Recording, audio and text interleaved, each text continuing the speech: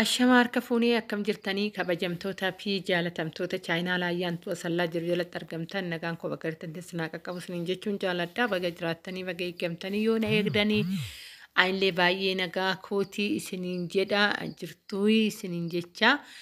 Egaa ka har'a viidiyoo kana kan baay'ee ijoollee baay'ee gaafii baay'ee keessa keessanitti jiru tanaan dura ani waa'ee soofaa irratti hojjedhee ture irratti qaala'iinsa isaa irraa kan ka'e ijoollee baay'ee soofaa jaalattanii garuu humna keenya ol warri jettaniitu iyyuu jira jechuudha. Egaa ka har'a immoo maamila baafadhee tokko qabadheen kara keessan dhufe soofaawwan kana ni jaalattu jedheen abdii qaba gatiin illee gatii humna keenya wajjin madaaluudha.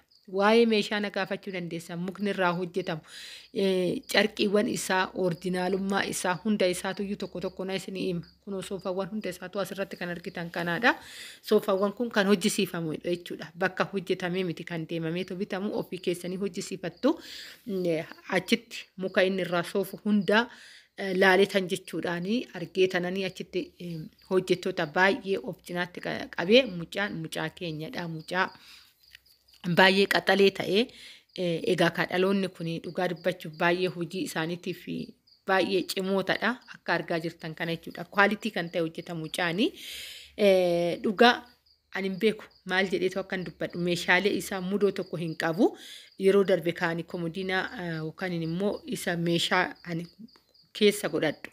Meeshaalee mana keessatti hojjetu keessa godhadhu isinitti argisiiseen ture argaallee mooyyuu xalabee tanan isinitti argisiisee ture jechuudha. Ani dhugaa dubbachuuf algaasan gaabbeen diizaayinii dura kennee fi miti diizaayinii biraatan filadhe jechuudha. Argaasan gizee biraatan isinii hojjedha.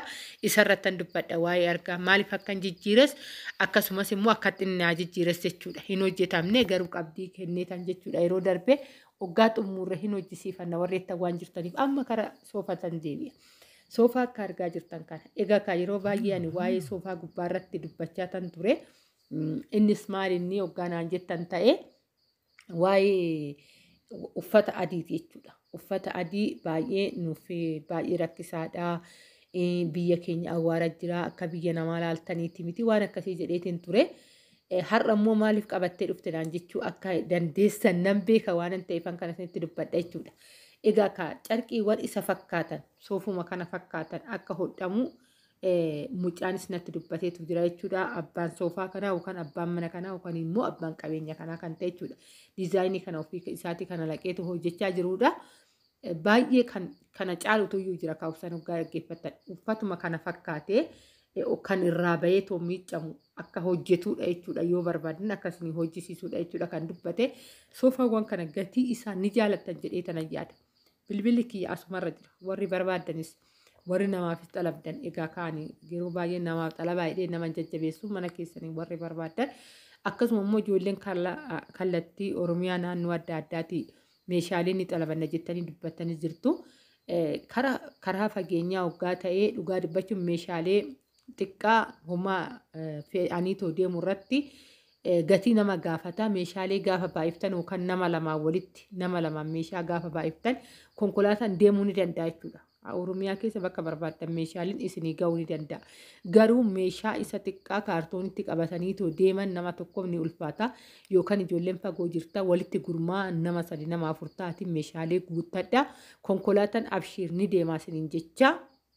Maaliif kana keessa dubbatte hoggaa jettan kunillee meeshaa tokko waan ta'eefidha jechuudha kan akkatti dubbatte. Kun hunduu diizaayinii abbaa saniiti. Dhugaa dubbachuuf hedduu natti tole mucaan kuni bakka mucaa keenyadha. Hin hojjeta jennaan hojjettoonni isa bira shamarrillee isa bira hojjechaa jirti jechuudha. Baay'een dinqisiifadhe akkatti ishiin soofaa qulqulleessuu xarapheezaa wanta inni hojjete san qulqulleessitee qalamii dibuudhaan shamarru bira hojjette jechuudha. Dhiironni illee baay'ee bira hojjeta. Hojjetaa baay'ee qaba akkasuma maamiloota baay'ee qaba. Hojiin isaatillee kwaalitii si gammachiisa akka waan harka keetiin hojjette mudoo tokko irraa fuutu meeshaalee isaa jechuudha.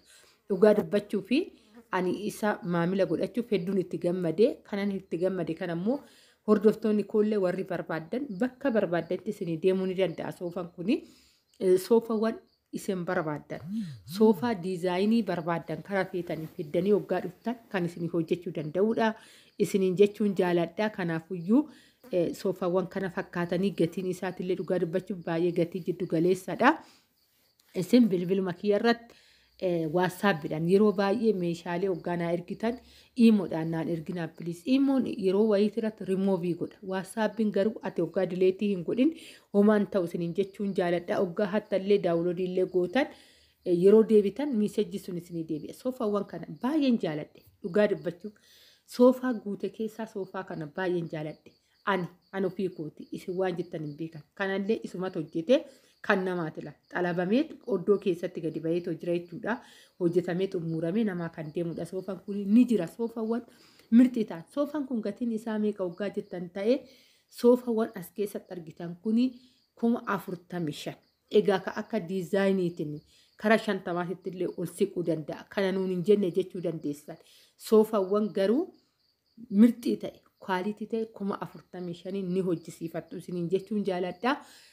Kana fakkaata soofaan as keessa hin jira obsaan irra hin butinaa ijoollee hoo irra buttan homaa barumsa irraan argattanii suuta jedhaa laalaa as keessaa kan barbaadan iskiriishuut godhaa ergaa karaa biraatillee mooyyuu aappiiwwan miidiyaawwan sooshaal miidiyaa karaa biraatillee argattanillee hoggaa ta'e diizaayinii san isiniif hojjetama. Inni guddaan kan garaa keessaa mukni murteessadha.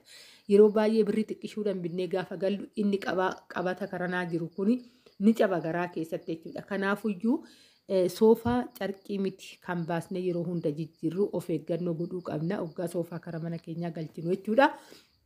Kana isiniin jechuun jaaladha mirxiidha ni jaalattan jedheen abdii qaba. Viidiyoo tana ni jaalattan jedheen abdii qaba. Maaliif soofaan hojjisiifamee gatii kanaan argamu jechuun an akka waa firii argameetti tallaala. Isuma dhugaan isiniin jedha soofaa yeroo darbe irratti hojjedhee jira. Haga soofaa 250 haga soofaa 150 haga soofaa 140 irratti hojjedhee jira jechuudha. 100 gadi hin jiru soofaan yeroo darbe andiraasha keessatti irratti hojjedhe. Garuu kun kwaalitii isaa kan eegee ofii keetii deemtee diizaayinii filattee hojjisiifattu. Mukni achitti soofamee hojjetamu muka maalii akka ta'e ija keetiin argitu. Gatii kanaan argamu jechuun carraa guddaadha. Warri ni barbaadan kunooti. Fardis kunooti, meedaanis kunooti isiniin jechuun jaaladha. Akka argaa jirtan akka mana keessanii wajjin isinii deemu soofaan haayii ta'e akkanatti jira. Egaa kana hoon jedhu mana kiyya wajjin ni deema warri jettan as keessaa kan barbaadan iskiriishuut gootanii ergachuu dandeessanii isiniin jechuun jaaladha. Egaa akkuma taambilee irratti argitan bilbilli kiyyaa duwwaa 94582 6745dha. Kanaan na dubbisuu hin dandeessanii ergaa keessan karaa waatsaappii gootanii baay'ee tokko gaariidha. Warri immoo yeroo qabaadhee naa bilbiltan hoggaa raattan himuudhaan naa bilbila waatsaappiin hin dhageechisu ana biratti isiniin jechuun jaaladha. Egaa viidiyoo tana jaalattanii kabajanii waan dhaggeeffataniif hedduu tokko galatoomaa isiniin jechuun jaaladha. Hin daganne warri chaayinaal ayyaantu asallaatti faarawaa taatan hoggaa raattan sabiskiraayibii godhaa.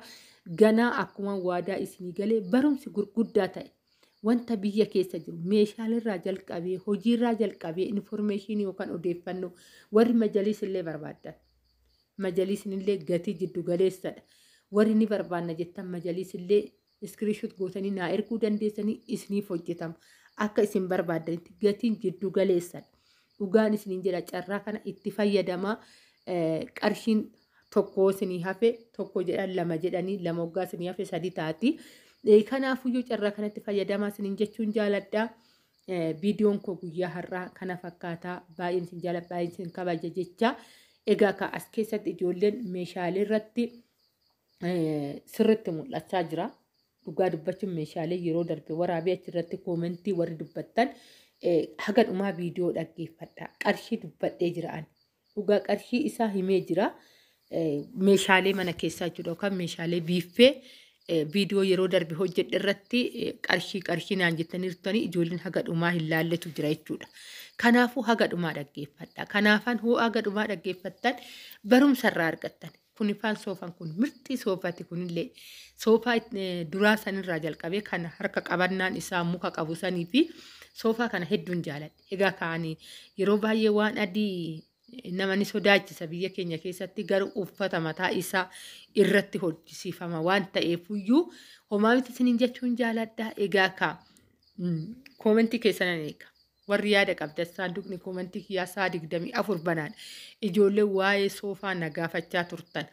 kana fakkaata isiniin jechuun jaaladha. Waa'ee argaatis waa'ee biffetis isin biraan hangaa obsaan qofa na dhaggeeffadha. Isin viidiyoo kana bichaa ijoolleedhaaf sheer godhaati. Yeroo baay'ee ijoolleen amma yeroo haarawaa kana keessattuu maamiloonni haaramni dhufaa jiru kan hordoftoonni koo haaramni dhufaa jiran namatu keessa sheerii nutti godhee nu dhaqqabe kan jedhu baay'eetu jira. Galatoomaa warri keessanillee sheerii gootan kabajamtoota jaalatamtoota chaayinaa laayyaantu asallaa dhugaa dubbachuu fi baay'ee tokkoon isin galateeffadhaa. Ijoolleen haarawaa dhufaa jirtanillee ammas sheer godhuudhaan ijoollee biraan gahaa itti fayyadamanii isiniin jechuun jaaladha. Maaliif haga qarshii kana 150 dhangalaafnee soofaa tokko irratti binnu kan ammoo kan bareedaa ta'e kan kwaalitii ta'e kanaan binnee waggaa fayyadamne baay'ee tokko gaariidha isiniin jechuun jaaladha. Egaa kan yaada keessan warri yaada qabdan saanduqa koomentii jalatti naa barreessa. Warri immoo qeeqa qabdan welcome. Saa 24 saanduqni koomentii kootii banaadha isiniin jechuun jaaladha. Viidiyoo sana laayik godha. Ani kanarratti haasa'aa jiru soofawwan kana hunda isaatu haga dhumaa agalaaltaniifanii soofawwan baay'eetu jira. Kanaafan warroonni ariifattanillee obsaan dhaggeeffadhaa. Yeroo baay'ee dubbii keessa wanta nama bilcheechu, wanta nama utubu, wanta nama faayidaa qabuun dubbadha malee calliseetii miti kanan taa'eetoo haasa'u jechuudha. Namni itti fayyadamtanii jirtanii isiniin jechuudha.